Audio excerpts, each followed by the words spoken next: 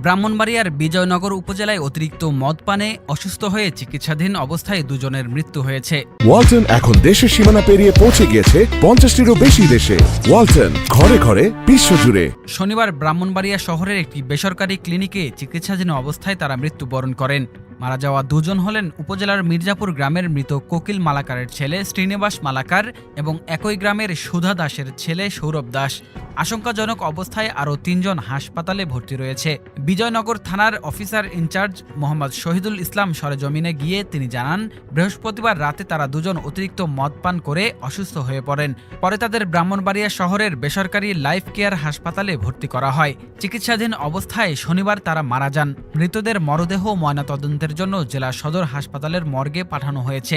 স্থানীয় সূত্রে জানা গেছে, সাম্প্রতিক সময়ে হিন্দু ধর্মাবলম্বীদের দুর্গাপূজাকে কেন্দ্র করে আনন্দ উৎফুল্ল হয়ে অতিরিক্ত মদ পান করে তারা দুজনেই গুরুতর আহত হয়ে হাসপাতালে ভর্তি হন। পরবর্তীতে তারা মৃত্যুবরণ করেন। দুর্গাপূজা দশমীর দিন কিছু লোক মদ পান করেছিল, এই মদের রিয়াকশনে আজকে তারা মৃত্যুবরণ করেছে।